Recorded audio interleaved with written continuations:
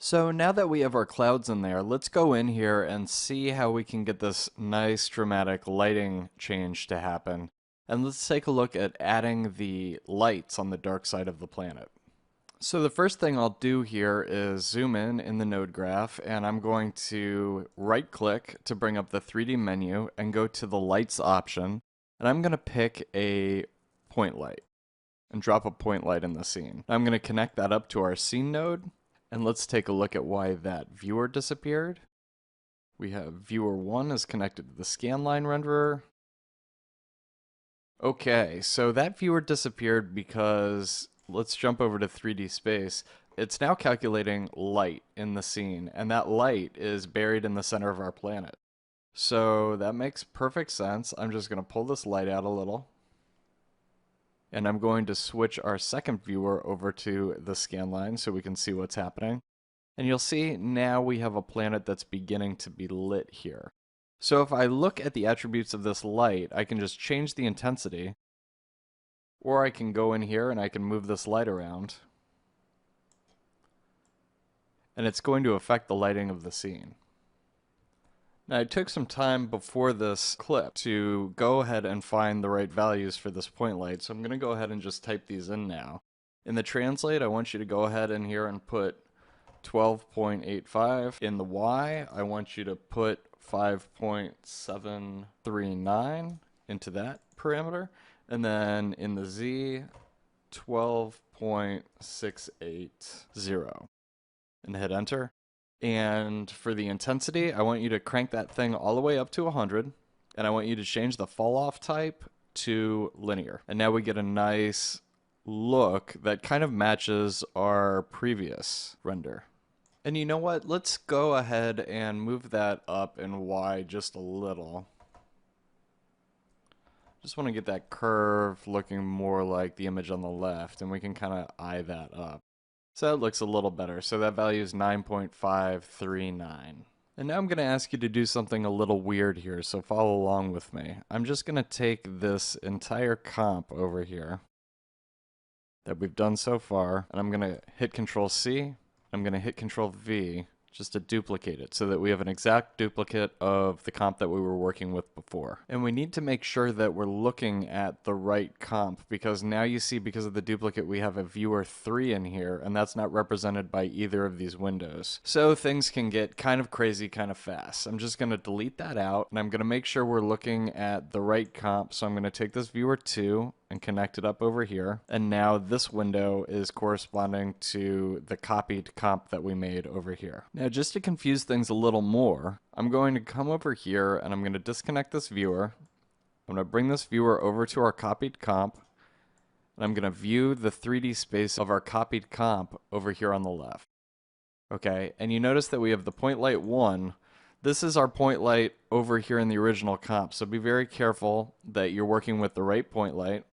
I'm going to double click on point light 2, and I'm just going to move this light up a little and over a little. And you'll see the light is being affected on the left. And all we're doing is giving ourselves a little extra ridge of light in there. And I want to change this intensity to 250. Now I want you to go up here, and I want you to grab the image of the red lights that we brought in earlier and just drag it over.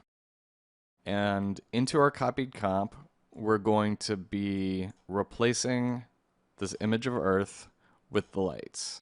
And you can go ahead and you can disconnect out the clouds. We won't need the clouds. And I'm just going to delete these.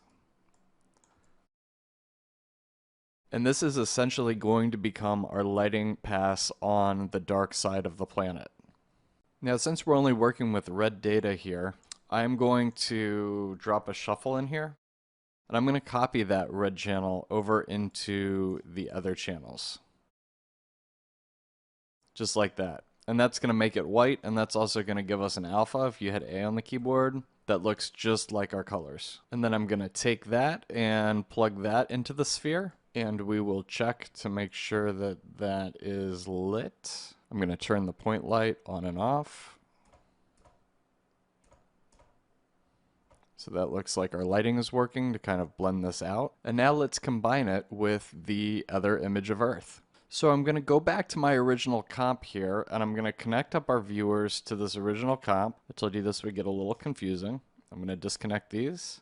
I'm going to bring my viewer over here. I'm actually going to pull this out for a minute, and I am going to hit Shift bracket this window to get my menus back, to switch this back over to 2D, and then I'm going to put it back in the window. It's kind of a little workaround. And then I'm going to draw a roto node. So I'm going to hit Tab, pick roto, drop it down here with the roto selected. I'm going to go into this window. I'm going to just kind of draw a rough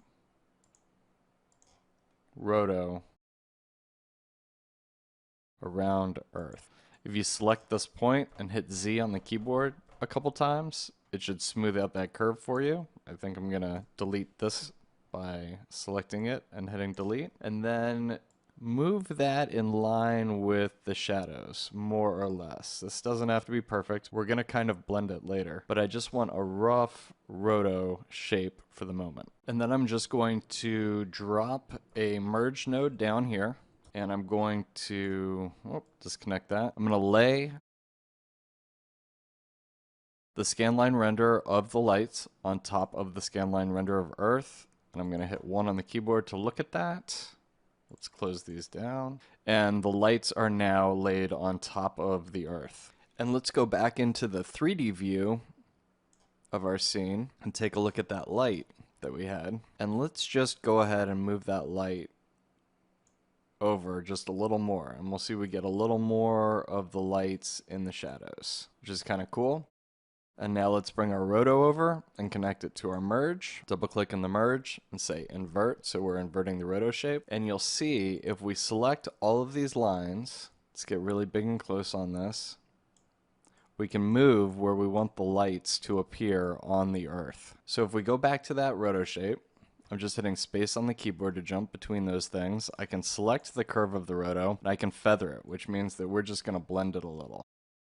You can blend it any way you wish. So I'm going to look at the whole thing. I'm just going to probably blend it like that, so we just see a little bit of the lights on the side to give us the feeling that there's something there on the dark side of the planet.